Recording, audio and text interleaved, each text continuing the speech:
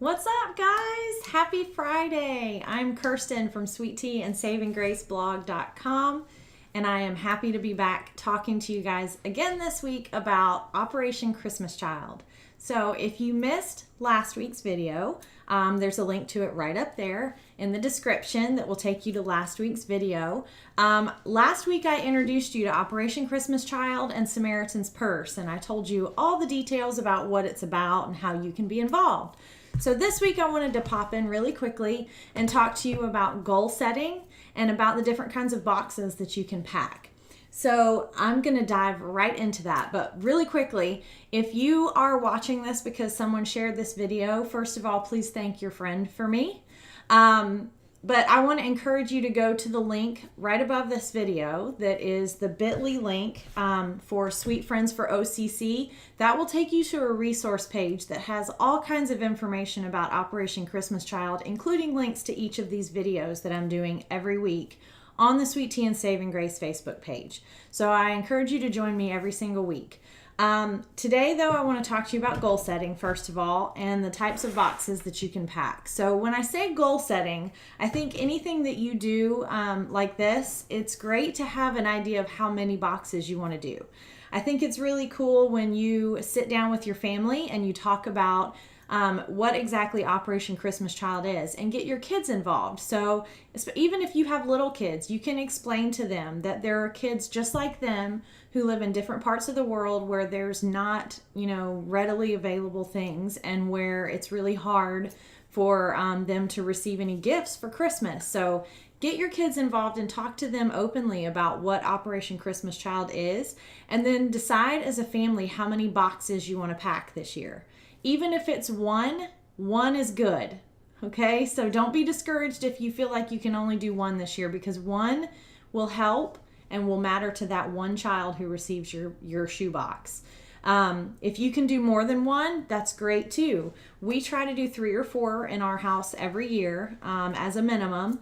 And I like to give to older kids, and we'll talk about that a little bit more in just a second. But I want to encourage you to think about what you are financially able to contribute and take that into consideration. And you don't have to have elaborate gifts inside of these shoe boxes. You don't have to spend a fortune. You can go to the dollar store or the dollar section at Target or at Walmart or whatever and get inexpensive little gifts to put in these shoe boxes, because everything you put in there matters to these kids.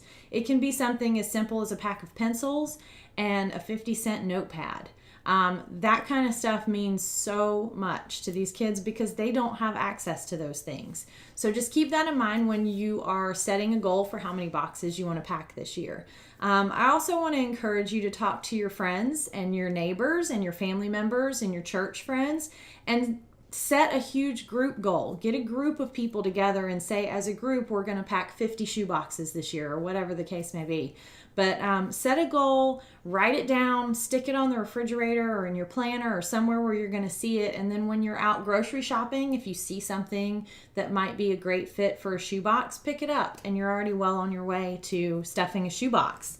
As far as the kind of boxes that you can pack, if you go onto the Samaritan's Purse website, which is linked on the resource page up there, the Sweet Friends for OCC page, you can print out labels, and the labels will tell you how to designate your box for different kinds of kids. So they have boy labels and girl labels, and the age ranges are from 2 to 4 years old, 5 to 9 years old, and 10 to 14 years old. I try to pack for the 5 to 9 or 10 to 14 because they're a little harder to shop for, and I feel like they may not get as many shoe boxes as the little toddlers, because toddler stuff is just so cute, right? One thing I do want you to keep in mind, though, that if you select an older child to pack a shoebox for, a 14-year-old in another country is not necessarily as educated and advanced as a 14-year-old in America. So just keep that in mind, that you might look at a specific toy and think it's too juvenile for a 14-year-old, but I guarantee you they're going to love it, okay? So for the longest time, one of the things that we've done in our family is choose a child the same age, in the age range of my own child. So my daughter is now 14. So obviously for the last 4 years, we've been doing the 10 to 14 age range. But we've been doing this since she was itty bitty. And she's always had a really great time helping us choose items for the shoe boxes for kids her own age who don't get these special gifts. So all you do is go onto Samaritan's Purse and you print out these labels. They have some in full color if you'd rather print full color, but you can print the black and white and just cut one label per box, and you'll check the box next to the age range that gift is meant for, and you'll tape it to your shoe box. And if you missed it last week, I also recommended that you use these plastic boxes instead of a cardboard shoe box because these are multi-purpose. Kids that receive gifts in the plastic shoe boxes can keep their own items weatherproof, and they can carry water and different things inside of those plastic boxes as opposed to a cardboard shoe box that they'll have to throw away. So that's just kind of, it makes the box more of a gift if you use a plastic box. And I think they're like $1 at Walmart for the box with a lid.